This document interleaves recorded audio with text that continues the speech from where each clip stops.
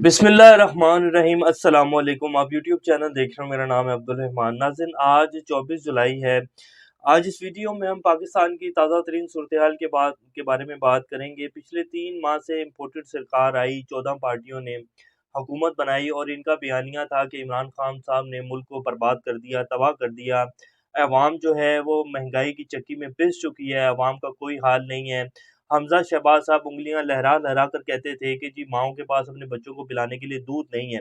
ये ठीक 3 माह पहले का इन लोगों का बयानिया था और उसके बाद फिर इन लोगों को हुकूमत दी गई और इन लोगों को मुसल्लत किया गया पाकिस्तान के ऊपर। उस टाइम में डॉलर जो था वो 178 रुपए का था और इस टाइम डॉलर जो है वो 232 233 के ऊपर ट्रेड हो रहा है और 34-35 के ऊपर जो है ओपन मार्केट में इस टाइम डॉलर की सिचुएशन है। पिछले 3 माह के अंदर 45 से 45 रुपए जो है वो डॉलर बढ़ चुका है। पाकिस्तानी रुपया पाकिस्तान की तारीख में कभी इतना नहीं डिवैल्यू हुआ जितना इन 3 माह के अंदर हुआ। पाकिस्तान डिफ़ॉल्ट हो चुका है, आईएमएफ पाकिस्तान को मुँह नहीं लगा रहा। बड़ी मुश्किल से मिन्नतें तरले कर कर के आईएमएफ ने जो शराइत दी थी, अपनी हर किस्म की शराइत पूरी करवा के अवाम को जो है, अवाम की तबाही फेर के रख दी है इन्होंने। पिछले 3 महीने में जितने टैक्सेस लगाए हैं, जिस तरह बिजली के बिल बढ़ाए हैं, जिस तरह पेट्रोल की प्राइसेज़ ये 250 के ऊपर ले गए हैं, 230-35 के ऊपर ले गए हैं, तो अवाम का कोई पुरसाने हाल नहीं है। 3 माह के अंदर इन्होंने मुल्क का जो है दिवालिया निकाल के रख दिया है। और अब जो खबर हम आपके सामने रखेंगे वो बिल्कुल जो है रही सही कसर भी निकाल दी है। Pakistan put on sale by the government, कि पाकिस्तान को जो है बाहर जितने भी ये हमारा यूरोप में जितने कोई पाकिस्तान के असासे पड़े हुए हैं, कुछ चंद असासे, कोई बहुत अमीर मुल्क नहीं है पाकिस्तान, तो उन असासों को जो है बेचने के लिए लगा दिया गया और पाकिस्तान को जो है फ़रोख्त करने की तैयारियां जो है वो शुरू कर दी गई हैं। इन लोगों के पास पिछले 1 से 1.5 माह के अंदर, 2 माह के अंदर जैसे ही हुकूमत बनी, अरबों रुपया चलाया गया है। अरबों रुपया डॉलर्स की मद में जो है लोगों को खरीदा गया है। 25-25, 30-30, 40-40 करोड़ रुपया देकर एक-एक बंदे को खरीदा गया है। और ये जो अब अभी ये जो 2-3 दिन पहले जो कुछ हुआ है और जिस तरह चौधरी शुजात हुसैन ने अपना ज़मीर फ़रोख्त किया, अरबों रुपए की पेशकश और अरबों रुपए की जो है वो दी गई हैं, ऑफ़र्स दी गई हैं, अरबों रुपया जो है वो दिया गया है। ये पैसा कहाँ से आ रहा है? ये क्यों ऐसा हो रहा है? हम लोगों के ऊपर किस तरह के लोग जो है मुसल्लत कर दिए गए हैं? क्या हो रहा है ये मुल्क में? और जब पाकिस्तान को बचाने की बात आती है तो फिर पाकिस्तानी असासे बेचे जाते हैं, पाकिस्तानी अवाम के ऊपर टैक्स लगाकर मुश्किल फैसले लिए जाते हैं, पाकिस्तान की अवाम की हड्डियों के ऊपर से गोश्त जो है वो नोचा जाता है। लेकिन जब अपनी हुकूमत बनानी हो तो फिर अरबों रुपया डॉलर जो है वो कहाँ से आ जाते हैं? आज आपके सामने इस खबर की डिटेल रखेंगे कि अब पाकिस्तान के कौन से असासे जो हैं ये लोग बेचने जा रहे हैं और उसके लिए बाकायदा ऑर्डिनेंस पास कर दिया है। ये आपके सामने रखेंगे। मरीम नवाज़ शरीफ साहिबा जो हैं, मैंने कल भी आपको अपने ब्लॉग में बताया था कि अब जो है वही पुराना बयानिया आएगा और मरीम नवाज़ शरीफ साहिबा ने अब वोट को इज़्ज़त दो वाला जो बयानिया है उसके ट्वीट्स भी शुरू कर दिए हैं और ताज़ा तरीन जो उनके ट्वीट्स हैं, तस्वीरें जो हैं वो शेयर कर रही हैं, वो आपके सामने रखेंगे। क्योंकि कल का जो फैसला आया उसके बाद उन्होंने कहा कि जी मौजूदा सियासी इंतशार और अदम इस्तेकाम का जो सिलसिला अदालती फैसले से शुरू होता है। पिछले 3 महीने में जिस तरह इन्होंने अदालत अदालत को डिफेंड किया और जब अदालत ने रात को 12 बजे खोल कर रात को 12 बजे अदालतें खोली और अदालतों ने नोटिस लिया स्पीकर की रूलिंग का, उस दिन जो इन्होंने जो है अदालत की शान में कसीदे पढ़े वो भी आपके सामने रखेंगे। फिर चौधरी फवाद हुसैन साहब क्या कहते हैं मरीम नवाज़ शरीफ साहिबा के इस बयानिए के ऊपर, और इसके साथ-साथ आपके सामने एक वीडियो भी चलाएँगे। यौम तशक्कुर मनाया गया बाकायदा कल हमज़ा शहबाज साहब की तरफ से। मुल्क का दिवालिया निकाल दिया है पिछले 3 महीने में और जिस तरह बोलियाँ लगाई गई हैं, जिस तरह अरबों रुपए देकर जो है लोगों के ज़मीर खरीदे गए हैं, मुल्क को दिवालिया कर दिया है, अवाम जो है वो बेचारी बेहाल हो चुकी है और यौम तशक्कुर मनाया जा रहा है और यौम तशक्कुर के ऊपर जो है स्टेज लगाकर जुगतों वाले जो मरासी हैं उनको बिठाया गया है। मैं हरगिज़ ये नहीं कह रहा कि मैं उनके ऊपर तनकीद नहीं कर रहा, वो उनका शोबा है, वो उन लोगों का काम है। वो अपने काम से जो है मोहब्बत करते हैं, मैं उनके ऊपर तनकीद नहीं कर रहा, लेकिन जो है स्टेज लगाकर उसके ऊपर मरासी बिठाए गए, वो जो है लोगों को चुटकुले सुना-सुना कर लोगों को इकट्ठा कर रहे हैं। तो इस तरह जो है यौम तशक्कुर मनाया जा रहा है। ये सारी डिटेल्स आज आपके सामने वीडियो सबूतों के साथ रखेंगे। इससे पहले अगर आप लोगों ने चैनल को सब्सक्राइब नहीं किया तो रेड बटन को प्रेस कर लें और बेल आइकॉन को प्रेस कर लें ताकि लेटेस्ट अपडेट्स आप लोगों को मिलते रहें और ये जो हमारा ताल्लुक है ऐसे ही जुड़ा रहे। अब सबसे पहले आपके सामने ये खबर रख देते हैं जिसमें पाकिस्तान के जो एसेट्स पड़े हुए हैं, कौंसल खाने जो हैं बाहर के ममालिक में, उनकी जो एक बिल्डिंग है उसको सेल करने का जो है प्लान बनाया जा रहा है डॉलर्स में। In a desperate attempt to save the country from default through emergency sale to states asset to foreign countries, The federal cabinet has approved an ordinance to bypass all the procedures for the process and also abolish regulatory checks, including the applicability of 6 relevant laws.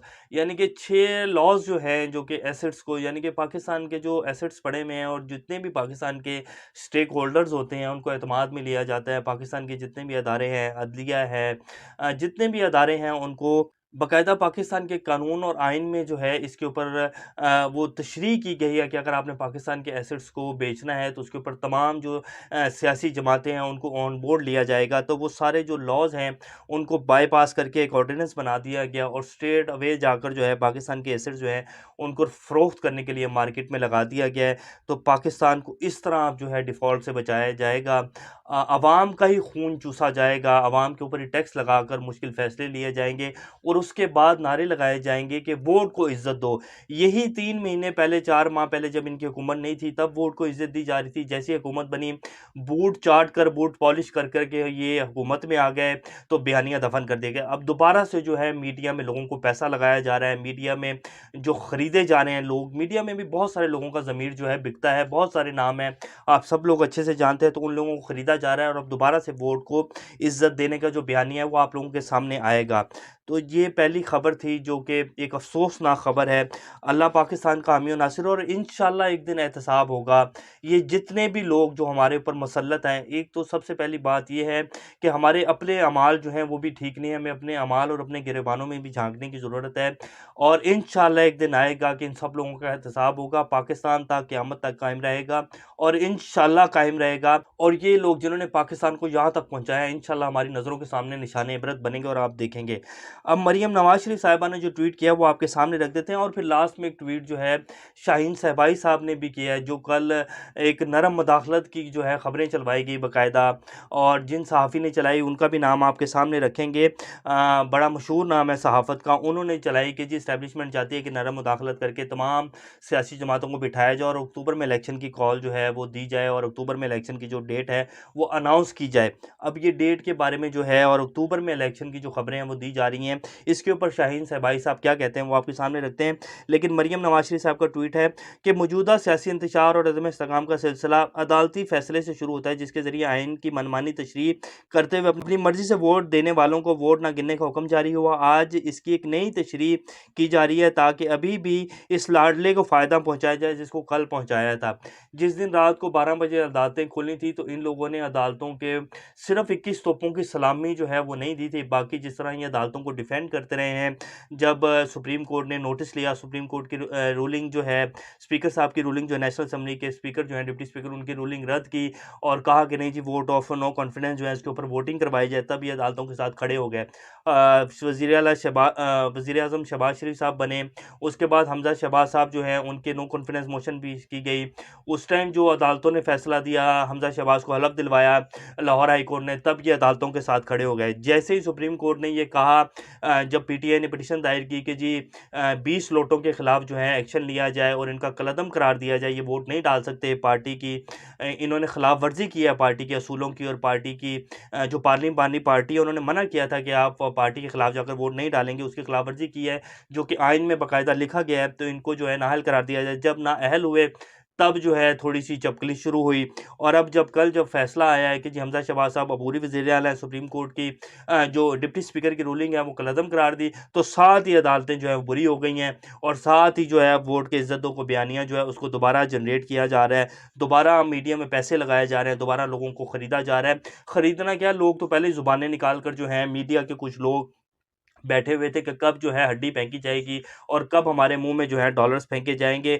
खुद ही अकेले-अकेले जो है MNA, MPa जो हैं वो उनको खरीदा जा रहा है, वो खाए जा रहे हैं, तो हमारे हिस्से की भी जो हड्डी है हमारे मुंह में फेंको, तो दोबारा से हड्डी फेंकने का अमल जो है वो शुरू हो गया है। और अब आप देखेंगे, ये तस्वीर भी आपकी स्क्रीन के ऊपर चला देते हैं और ये वीडियो भी आप देख लें कि कल किस तरह जो है वो यौम यकजहती जो है पाकिस्तान और इज़हार तशक्कुर जो है मनाया जा रहा था हमज़ा शहबाज साहब की जो कुछ दिन की कल तक की मेहमान है गवर्नमेंट, तो उसके लिए जो किया जा रहा था वो आप लोगों के सामने है। इस तरह के चटकुले और इस तरह के जो है वो इकट्ठे करके जो है लोगों को इकट्ठा किया जा रहा था। लेकिन वहाँ भी जब मरियम औरंगज़ेब साहब आई तो चोर-चोर के नारे लगे और अवाम अब बेवकूफ़ नहीं रही। अवाम को पता चल चुका है कि ये लोग पिछले 75 साल से पाकिस्तान के साथ कर क्या रहे हैं और कौन-कौन क्या कर रहा है और किस-किस का इसमें क्या-क्या किरदार था। तो सब कुछ जो है अब सबके चेहरों से नकाब उतर चुके हैं। चौधरी फवाद हुसैन साहब कहते हैं कि 100 प्याज़ और 100 छितर का मुहावरा जिस तरह नून लीग पर सादिक आता है, इसकी मिसाल मिलना मुश्किल है और इस बात में कोई शक वाली बात नहीं है, कोई दो राय नहीं है।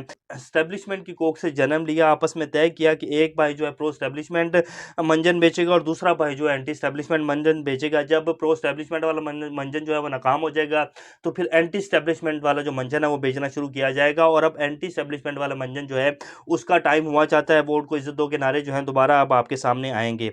शाहीन सहबाई साहब जो हैं वो कहते हैं जो कल खबर चली कि जी एस्टेब्लिशमेंट नरम मुदाखलत कर रही है, अक्टूबर ही क्यों। पिछले हफ्ते अमेरिका में एहसन इकबाल ने दोस्तों को बताया कि जनरल बाजवा ने इनकी हुकूमत से कई बार कहा है कि अक्टूबर में इलेक्शन का ऐलान कर दें, मगर हुकूमत नहीं मानी। सबको इसका मतलब पता है, अक्टूबर ही क्यों, क्यों ना ISPR वो ऐलान दोबारा करे। ये सबसे इम्पोर्टेंट बात है इस ट्वीट में जो उन्होंने कही है, क्यों ना ISPR वो ऐलान दोबारा करे कि जनरल बाजवा को मज़ीद तोसी नहीं चाहिए, अब वक्त गुजर गया है। अब इस ट्वीट में शाहीन सहबाई साहब ये तासुर देना चाह रहे हैं कि पिछले 3 माह के अंदर जो कुछ भी हुआ है, ये जनरल बाजवा साहब सिर्फ अपनी मुद्दत मुलाज़मत में तोसी चाहते हैं, एक्सटेंशन लेना चाहते हैं और इसी वजह से ये सब कुछ किया गया है कि उनके मनपसंद लोग आएंगे तो शायद उनको तोसी मिल जाएगी और वो चीफ़ ऑफ आर्मी स्टाफ बरकरार रहेंगे, मुझे जहाँ तक समझ आ रहा है। और अगर यही बात है तो क्या सिर्फ 1 से 2 साल की मुद्दत मुलाज़मत में तोसी, कुछ करोड़ रुपए, कुछ फ़वाइद और कुछ अफ़सरशाही, कुछ सैल्यूट्स और उसके ऊपर आपने 22 करोड़ का जो मुल्क है उसको तबाही के दहाने के ऊपर ला के खड़ा कर दिया। लाखों लोग बेरोज़गार हो गए हैं, लाखों लोग बेचारे चीखे मार रहे हैं, लाखों लोगों का जो कारोबार है वो बिल्कुल सफ़े हस्ती से मिट गए। इस पिछले 3 माह की डिस्टेबलाइजेशन की वजह से लाखों लोग जो हैं वो सड़कों के ऊपर आ गए हैं, लोग बेहाल हो चुके हैं, मुल्क जो है दिवालिया हो चुका है। एक सिर्फ इस एक्सटेंशन की वजह से अगर ये सब कुछ किया गया है तो फिर अफ़सोस है और आखिर एक दिन हम सब लोगों ने अल्लाह के सामने हाज़िर होना है और अल्लाह ने हम सब से इस चीज़ का जवाब लेना है। तो वहाँ क्या मुँह लेकर जाएँगे हम अल्लाह के सामने और क्या मुँह दिखाएँगे कि हमने अपने मुल्क में जब हम इंसाफ़ की वो अहलियत रखते थे और हम कर सकते थे अपनी आवाम के साथ इंसाफ़ और जो हक़ पर था उसके साथ खड़े हो सकते थे, तो हमने क्यों चोर का साथ दिया। तो ये जवाब हमें देने पड़ेंगे और ये लाज़मी जो है हमसे लिए जाएँगे, ये सवाल जो है हमसे पूछे जाएँगे। तो फिर किस तरह का जो है हम मुँह दिखाएँगे और क्या बनेगा हमारा। अभी तक के लिए इतना ही। अल्लाह पाकिस्तान का हामी और नासिर हो। अपना और इस चैनल का ख़्याल रखिएगा। अल्लाह हाफ़िज़।